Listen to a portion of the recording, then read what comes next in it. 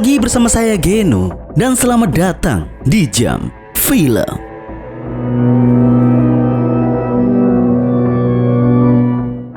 Baiklah teman-temanku semuanya, dimanapun kalian berada, manakala manusia kadang tengah terperangkap dalam situasi serba pelik seperti revolusi, dan jikalau sudah tidak ada lagi jalan tengah, yang tersisa hanyalah jalan konfrontasi dan juga pertumpahan darah. Mungkin itulah sedikit gambaran pada kisah di film ini, di mana perjuangan heroik bangsa Aljazair untuk lepas dari penjajahan kolonialisme Perancis yang kurang lebih selama 130 tahun lamanya. Dan yang membuat perjuangan mereka semakin besar adalah perjuangan tersebut melibatkan perempuan dan juga bocah yang masih berumuran belasan tahun. Lantas bagaimana perjuangan mereka untuk merebut kembali sebuah kemerdekaan?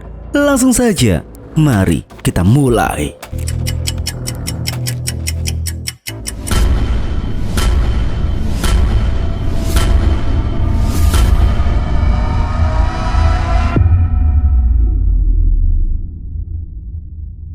Kisah ini berlatar belakang pada tahun 1830 di hari-hari sebelum pecahnya revolusi di bulan Juli melawan restorasi Bourbon, periode sejarah Perancis di mana House of Bourbon kembali berkuasa setelah jatuhnya Napoleon pertama kali. Penaklukan Aljazair diperakasai oleh Charles X sebagai upaya untuk meningkatkan popularitas di kalangan masyarakat Prancis. Invasi dimulai pada tanggal 5 Juli di tahun 1830 yang dipimpin oleh Marshal Bouguereau yang menjadi gubernur jenderal pertama Aljazair. Dengan adanya penaklukan yang ditandai bumi hangus untuk mengurangi kekuatan penguasa pribumi. Dan setelah itu, Aljazair menjadi wilayah kekuasaan kolonial Prancis dari tahun 1830 hingga 1962 di bawah berbagai sistem pemerintahan. Namun secara efektif, di tanggal 1 November 1954, upaya Aljazair lewat organisasi gerakan bawah tanah Front Pembebasan Nasional atau yang biasa disebut dengan FLN telah bergerak.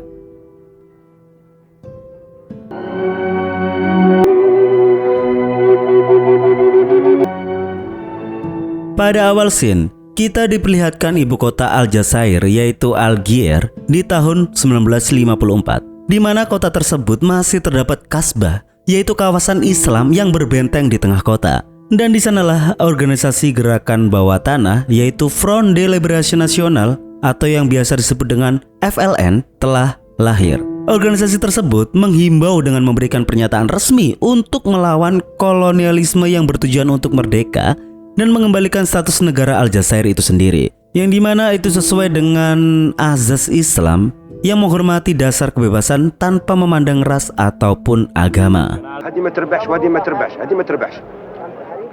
Dalam keramaian hiruk pikuk warga, terlihat seorang pria yang bernama Ali Lapointe sedang melakukan rutinitas lika-liku hidupnya sebagai seorang pengangguran. Dia sedang berjudi dengan bermain gambling kartu dengan orang-orang setempat untuk menghasilkan uang. Sebelum permainan selesai, dia pun ketahuan oleh seorang polisi dan melarikan diri. Dan di tengah pelariannya, salah satu pemuda berbuat iseng terhadapnya dan Ali pun terjatuh. Dan tanpa pikir panjang, Ali pun langsung memukul pemuda tersebut hingga berdarah.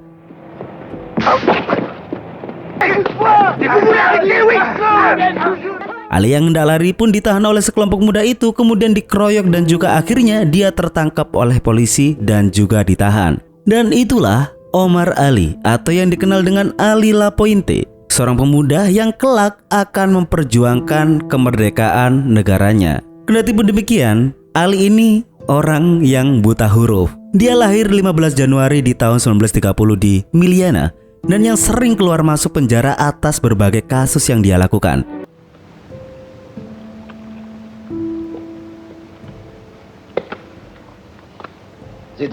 Saat di dalam penjara, Ali dan para napi lainnya mendapati gerilyawan yang digiring oleh polisi ke tempat eksekusi. Teriakan dari gerilyawan dengan ungkapan "Hidup Aljazair" itu memicu para tahanan lainnya sehingga semua ikut berteriak.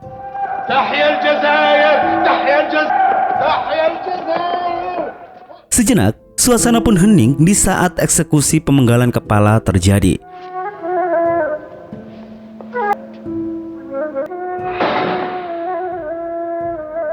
5 bulan kemudian, selepas dari tahanannya, Omar Ali mendapatkan surat dari Front Pembebasan Nasional lewat anak kecil. Ali yang buta huruf meminta anak kecil tersebut untuk membacanya. Dan ternyata, isi surat itu adalah catatan instruksi tentang bagaimana menjadi seorang pejuang. Dia diperintahkan untuk melakukan percobaan pembunuhan terhadap polisi Prancis yang berada di Cafe Maurice. Dia pun bergegas melaksanakannya.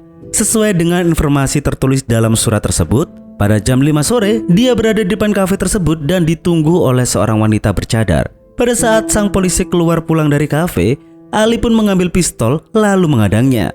Namun sayang bahwa pistol tersebut kosong.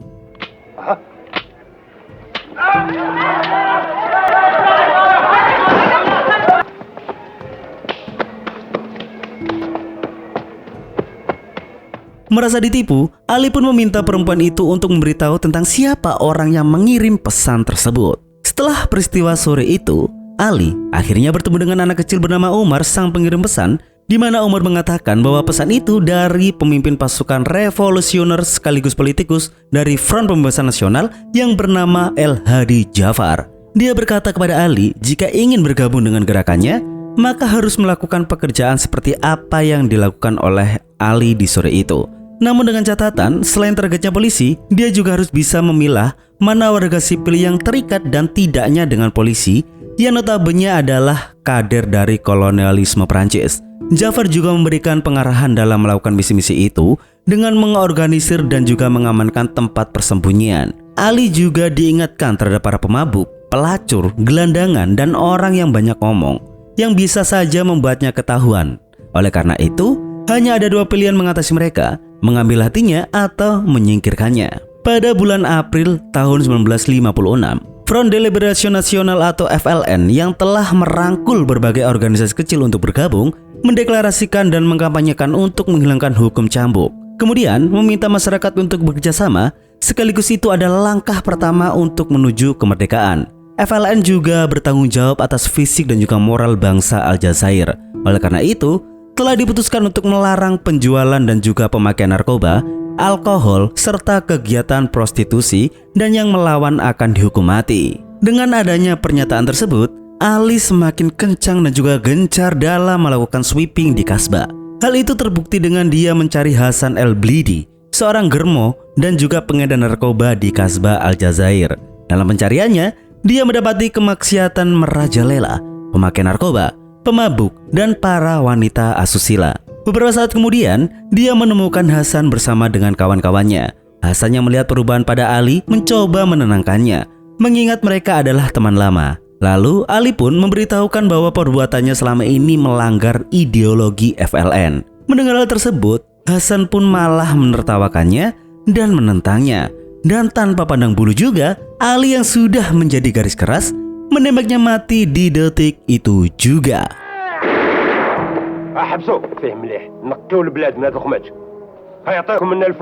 Pada tanggal 10 Juni tahun 1956, FLN mengumumkan bahwa mereka akan mengadakan pernikahan secara terbuka di depan umum yang diawali oleh pasangan muda yaitu Mahmud dan juga Fathia. Hal tersebut untuk memenuhi tugasnya dalam mempertahankan bangsa Aljazair dengan memperbanyak populasi penduduknya. Di tahun inilah, rangkaian insiden-insiden spesifik mulai nampak. Dalam bentuk perlawanan dari Algier, FLN mulai mengkampanyekan dengan menembaki polisi militer di Kasbah. Pada tanggal 20 Juni pukul 10.30, anggota FLN menikam leher seorang petugas polisi dan mengambil pistolnya.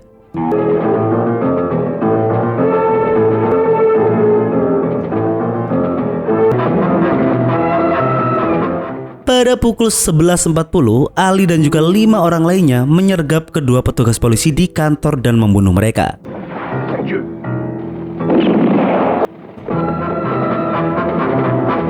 Kemudian, pada pukul 15.30, FLN menembakkan senapan mesin ringan dari mobil yang sedang bergerak dan membunuh 2 polisi Prancis.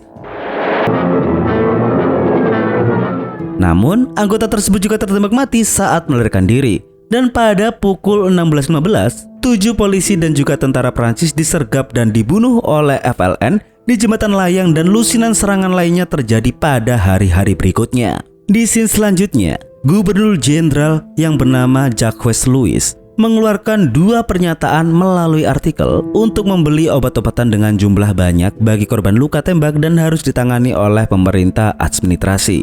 Kemudian, institusi kedokteran harus terus menginformasikan polisi tentang pasien yang dirawat. Dalam beberapa hari, lusinan serangan terjadi di dalam kota. Identifikasi pun menunjukkan bahwa penyerangan tersebut dilakukan dari kalangan Muslim. Sebagai konsekuensi untuk mengembalikan pemerintahan, polisi melakukan blokade dan menutup perkampungan Arab. Titik pemeriksaan dibentuk pada setiap titik akses jalan yang membuat warga sipil mendapatkan penggeledahan yang begitu sangat ketat. Pada tanggal 20 Juli 1956 pukul 11.20, kampanye teror terulang kembali. Dan strategi FLN untuk mengelabui pemeriksaan pun berhasil, di mana seorang laki-laki yang mendapatkan pistol dari seorang perempuan berhasil menembak mati polisi di sebuah kafe.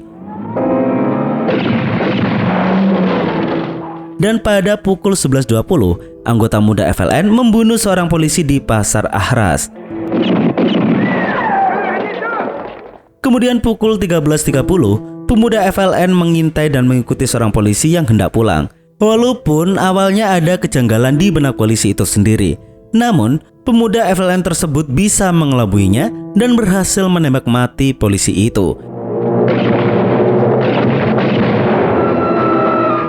Dan atas peristiwa kampanye teror yang masih merajalela, para polisi dan juga tentara melakukan operasi dengan menyusuri jalanan kota dan mengamati orang-orang yang mencurigakan di wilayah tersebut. Dan mereka pun berhasil menangkap Laknan Abdullah, seorang warga komplek 8 Rue de Tebes atas dugaan keterlibatannya dengan anggota FLN. Menghadapi keadaan yang berangsur-angsur semakin mengerikan atas kampanye FLN, sembari menunggu hasil cetakan Corbiere, salah satu kelompok pianois yang bernama Lucien, yaitu teroris Prancis, menelpon dan menginformasikan kepada pimpinan Union Francis North African yang bernama Robert Martel bahwa dia tidak mempunyai cukup orang untuk mengantisipasi kampanye FLN. Dia pun meminta tambahan personil, namun hal itu belum terpenuhi. Untuk sementara waktu, dia mendapatkan perintah di mana dia harus menempatkan Algiers di bawah kendali polisi secara ketat dengan operasi penjagaan polisi dan juga blokade jalanan. Ya, walaupun sebenarnya dia tidak setuju dan memilih untuk membalas perbuatan FLN. Dan ketika cetakan dari rekannya selesai, Lucien pun bertanya kepada Corbiere tentang area lokasi Rue de Tebes. Corbiere pun memberitahunya bahwa lokasi tersebut berada di atas kasbah. Singkat cerita, Lucien dan juga rekan-rekannya, yaitu Piet Snoir, yang menikmati pesta malam di rumah temannya itu pamit untuk pergi. Mereka melakukan perjalanan ke Rue de Tebes. Dia menyuruh rekannya yang bernama Arsyari menanam bom di jalan Tebes Kasbah yang ditargetkan ke FLN yang bertanggung jawab atas penembakan di bulan Juni dan juga Juli tersebut. Setelah memasang bom, mereka segera pergi dan mobilnya meninggalkan tempat tersebut. Dan beberapa saat kemudian,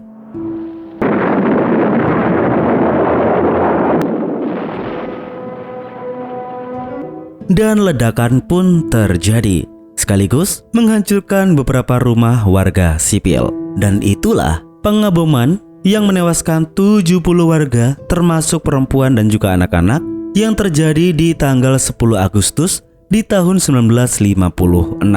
Di pagi harinya, terlihat pemandangan beberapa puing-puing bangunan yang rata dan para warga disibukkan dengan melakukan evakuasi terhadap mereka yang terkena dampak ledakan bom di malam tersebut. Inilah nasib yang tragis bagi warga akibat dari perseteruan dua gerakan organisasi bawah tanah.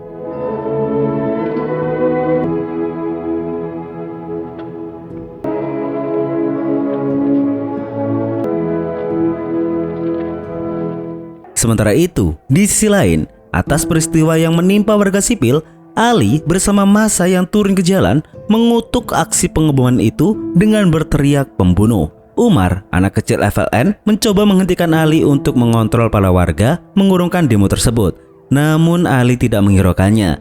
Lantas, Umar mengatakan bahwa pesan yang disampaikannya adalah dari Jafar. Seketika itu juga, mereka semua berhenti. Jafar akhirnya muncul dan menenangkan mereka dengan mengatakan bahwa FLN akan membalaskan dendam mereka.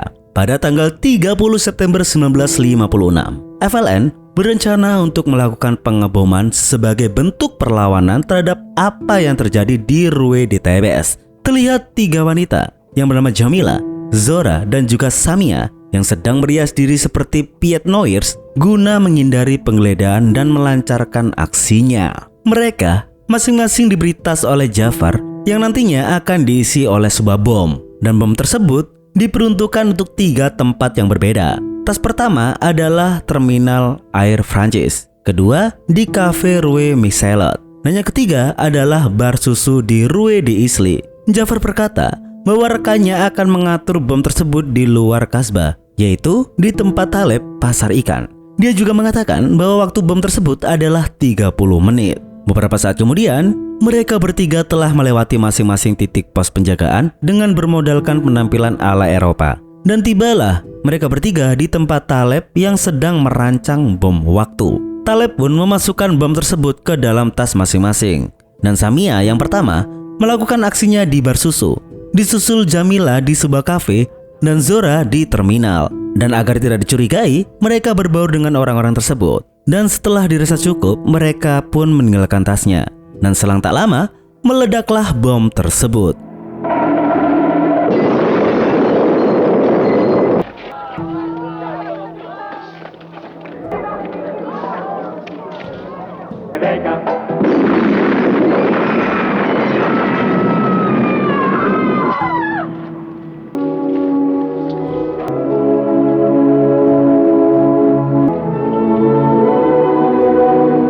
Harusnya di waktu yang sama di 3 titik yang berbeda. Namun sayang, bom yang berada di terminal Air Prancis gagal meledak karena pengaturan waktu yang salah. Dan akibat dari peristiwa itu, sebanyak 3 pemuda Prancis tewas dan 50 orang luka-luka.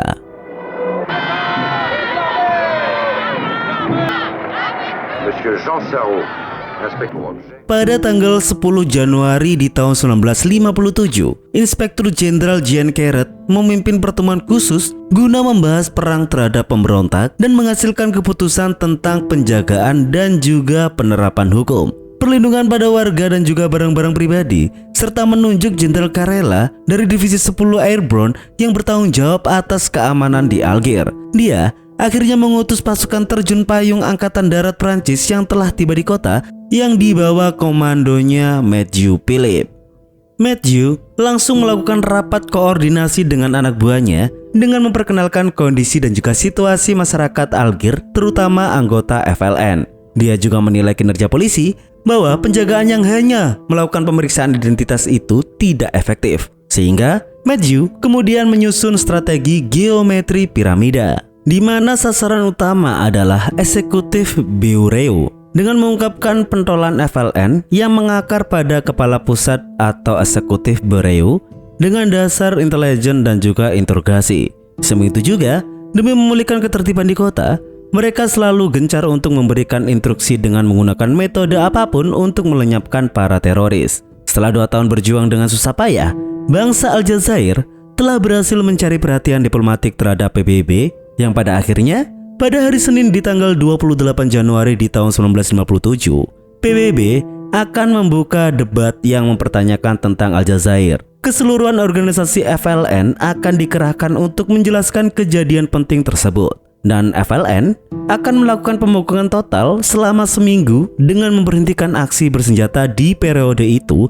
dan semua umat Islam harus tetap tinggal di rumah masing-masing serta menutup toko-toko mereka. FLN pun menghimbau anggotanya untuk menyebarluaskan informasi aksi pemogokan ke berbagai pelosok. Di samping itu juga, FLN menggunakan anak kecil sebagai media influencer dengan menjual koran yang memuat berita aksi pemogokan umum tersebut di beberapa tempat. Inilah kegagalan kolonial Perancis yang menghalangi debat PBB untuk Aljazair. Sementara itu, Kolonel Mathieu bersama para petinggi militer AD yang mengetahui aksi pemogokan tersebut merasa mendapatkan kesempatan yang bagus sesuai rencananya dengan anak buahnya beberapa hari yang lalu, guna mengungkap dan menangkap para pentolan anggota FLN. Lantas, dia menamai rencana itu dengan Operasi Campaign.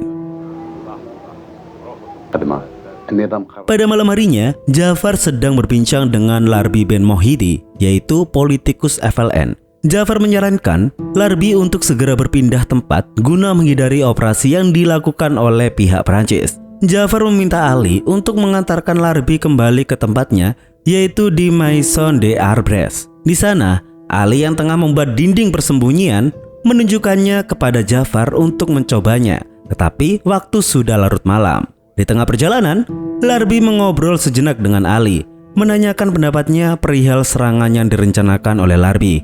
Ali menanggapinya dengan mengatakan bahwa kemungkinan besar serangan itu akan berhasil. Kemudian, Larbi mengungkapkan kepadanya bahwa tindakan kekerasan revolusi tidak memenangkan peperangan. Terorisme hanya berguna sebagai permulaan. Yang sesungguhnya, di balik serangan itu adalah untuk mengarahkan semua bangsa Aljazair untuk membuktikan kepada PBB. Bisa kita lihat sendiri, begitu bijaknya Larbi di dalam pergerakannya.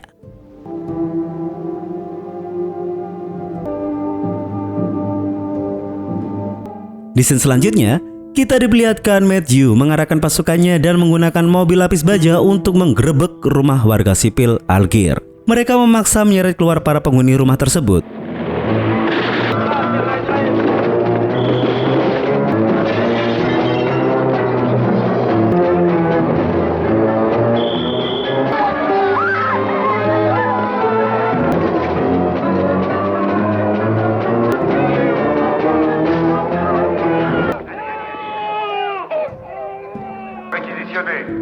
Dan sementara truk-truk tentara mengumpulkan para pekerja dan juga anak-anak sekolah dan memaksa mereka untuk berkegiatan sebagaimana mestinya. Di sisi lain, Matthew yang berjalan menuju kantor kepala kepolisian mendapatkan kesibukan dari wartawan dengan banyak pertanyaan perihal serangan yang masih aktif untuk meyakinkan PBB. Dia pun meresponnya bahwa PBB terlalu jauh untuk menanggapi serangan kecil tersebut. Para kaum pria telah dikumpulkan oleh sekelompok tentara guna mengetahui mereka yang terlibat dalam FLN. Dan benar saja, salah satu pemuda yang bernama Ahmad Said tertangkap dan diminta untuk memberitahu lokasi keberadaan pentolan FLN yang lainnya. Setelah mendapatkan informasi tersebut, pasukan Angkatan Darat Prancis segera melakukan penggerebekan namun hasilnya nihil. Keesokan harinya, para anak-anak muda dikembalikan ke ibunya masing-masing. Salah satu polisi mengumumkan bahwa selama ini para warga sipil hanya dibuat kelaparan dan hidup dalam kemiskinan serta dibuat berhenti bekerja oleh kelompok FLN. Namun Umar, sang anak kecil yang mengetahui hal tersebut, mengambil mikrofon secara diam-diam dan mengembalikan argumen yang dibuat oleh pasukan Prancis dengan berkata bahwa FLN akan memperjuangkan hak untuk para warga dan tidak akan meninggalkannya. Sontak, suasana menjadi gemuruh dengan teriakan hidup Aljazair.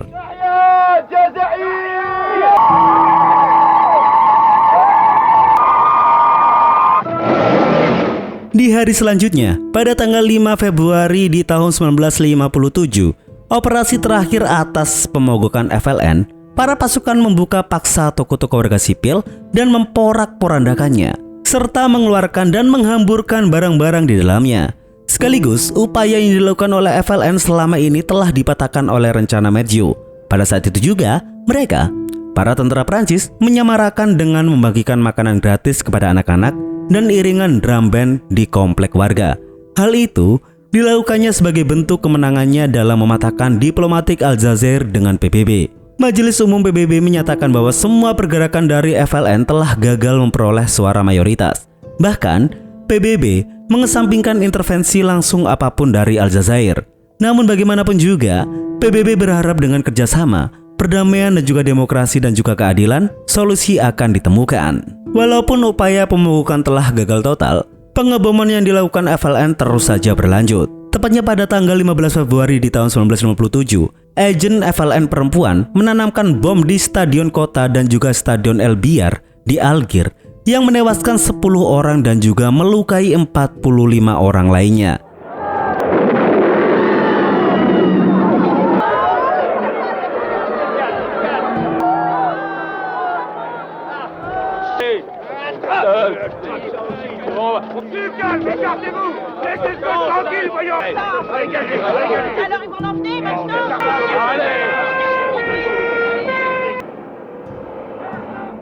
Pada tanggal 25 Februari di tahun 1957, Larbi Ben Mohidi telah berhasil ditangkap. Dan di tanggal 4 Maretnya, dia dibawa ke awak media oleh Matthew untuk jumpa pers. Di sana, Larbi Ben Mohidi dicecar pertanyaan seputar pengeboman yang bersifat pengecut dengan menggunakan perempuan sebagai alat misinya.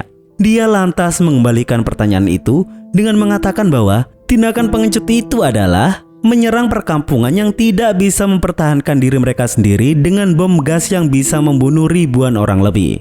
Mendengar hal itu, Matthew pun mencukupkan pers tersebut. Dan selang 2 hari, Matthew melakukan jumpa pers kembali dengan mengumumkan bahwa Larbi Ben Mohidi telah bunuh diri dengan cara gantung diri menggunakan bajunya. Awak media pun mendengar hal itu merasa janggal dan mempertanyakan bagaimana bisa seseorang yang kaki dan juga tangannya terikat bisa melakukan hal itu. Matthew pun tidak menjawabnya karena pernyataan itu bukan dari dirinya, melainkan itu hanyalah perintah. Setelah operasi campaign berhasil dilaksanakan, Kolonel Matthew melanjutkan misinya dengan dasar intelijen dan juga interogasi penyiksaan untuk menduduki Kasbah 24 jam dalam sehari, guna bisa menemukan dan juga menangkap eksekutif BRI FLN yang berjumlah beberapa orang. Lantas, Matthew menunjukkan foto-foto mereka yang terdiri dari si Murad, Ramel, Jafar, dan juga Ali Lapointe. Di sisi lain, Jafar, Ali, dan 2 rekannya sedang bersembunyi di rumah warga guna menghindari pemeriksaan yang dilakukan oleh pasukan terjun payung. Setelah dirasa cukup aman, mereka keluar dari tempat persembunyian itu. Ali yang mendengar suara pengeras mencoba keluar dan melihat kondisinya. Dia pun bertemu dengan wanita parubaya yang mendapati anaknya telah ditangkap. Dengan kondisi dan situasi yang sangat ketat, Jafar menyarankan kepada rekan-rekannya untuk berpisah dan mengubah tempat persembunyian, serta menetapkan kembali cara berkomunikasi yang aman. Dan beberapa saat kemudian, mereka menyamar dengan memakai tudung seorang wanita. Namun, penyamarannya telah diketahui oleh salah satu pasukan, dan terjadilah baku tembak dan kejar-kejaran di antara mereka.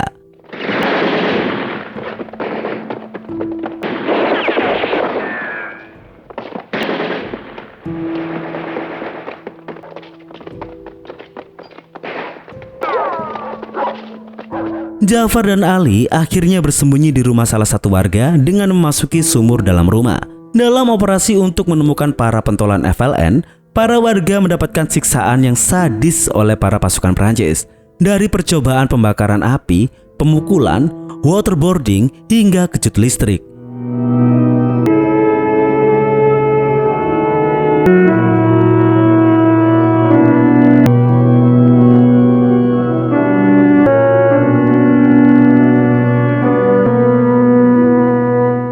Di malam harinya, anggota FLN melakukan pembalasan dengan membuang mayat yang dibunuhnya di keramaian jalan dengan menggunakan mobil ambulans. Mereka menembaki warga Perancis dan juga pietsnoi di jalan-jalan, bahkan mereka berkorban untuk menabrakkan mobilnya ke keramaian orang.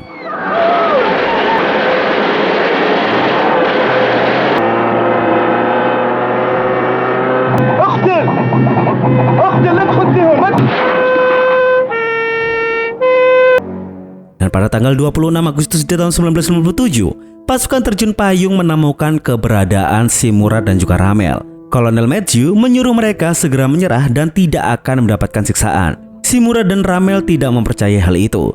Mereka meminta perjanjian tertulis dan akan menyerah jika itu terpenuhi. Dan akhirnya, Matthew pun menuliskan permintaan mereka dan menyuruh anak buahnya untuk mengirimkan kepada mereka. Si Murad dan Ramel menipunya, sekaligus mengorbankan dirinya dengan menempatkan sebuah bom di keranjang yang akan digunakannya dalam mengambil kertas catatan tersebut. Dan beberapa saat kemudian, keranjang yang sudah diturunkan oleh si Murad dan Ramel itu pun meledak.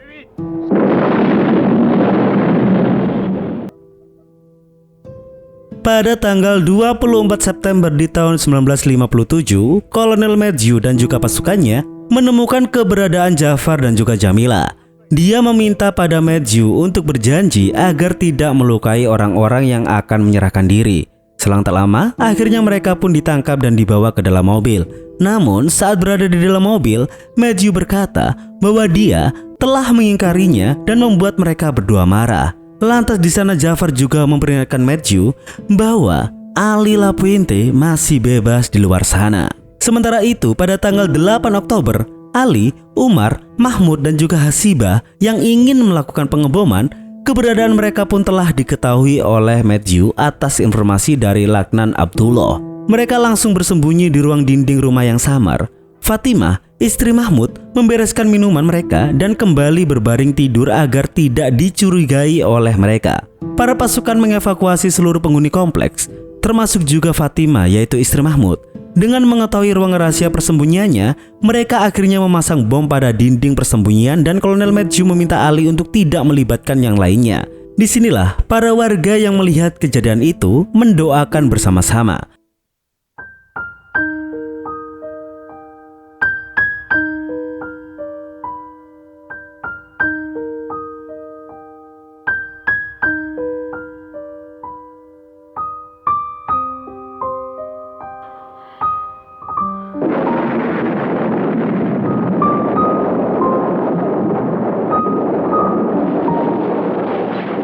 Dan akhirnya mereka meninggal dalam ledakan tersebut. Penangkapan Jafar dan juga Ali menandai kekalahan FLN di kota tersebut dan berakhirnya pertempuran di Algier. Dan pada tanggal 11 Desember di tahun 1960, selama perang Aljazair, pemberontakan rakyat yang melibatkan demonstrasi massal dan gangguan kekerasan terjadi di Aljazair. Mereka melakukan protes selama 10 hari setelah kunjungan Presiden Prancis yaitu Charles de Gaulle. Mereka berbaris selama 10 hari, walaupun ada ancaman penindasan dan juga serangan dari Prancis terhadap pengunjuk rasa dan juga warga sipil. Mereka melambaikan tangan dan meneriakkan slogan pro kemerdekaan. Dan disinilah penindasan besar-besaran yang dilakukan pasukan Prancis terhadap penduduk Aljazair yang tengah memperjuangkan hak tanah kelahiran mereka. Dengan serangan tembakan yang membabi buta dan para demonstran itu pun binasa. Namun, kendati pun demikian, aksi demonstrasi pemberontakan massal tersebut juga menyebabkan ratusan orang Prancis tewas. Dan aksi protes tersebut kemudian dikenal sebagai awal kemerdekaan Aljazair pada tahun 1962. Dan film pun tamat.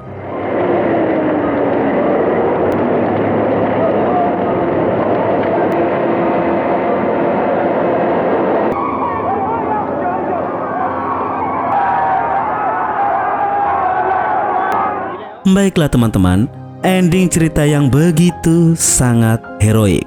Fakta menariknya, pada tahun 1956 di bulan Mei, dua pemuda Aljazair dari LUGMA yang bernama Mohammed Ben Yahya dan juga Lakhdar Brahimi pergi ke Indonesia untuk mengikuti konferensi mahasiswa Asia Afrika, yaitu pertemuan internasional yang mempertemukan ratusan mahasiswa dari 27 negara Asia Afrika di Bandung. Kehadiran delegasi dari Aljazair mahasiswa tersebut paling mendapatkan sorotan karena di waktu itu perhatian dunia mengarah kepada perjuangan kemerdekaan Aljazair. Dalam resolusinya, KMAA memberikan dukungan penuh terhadap Aljazair.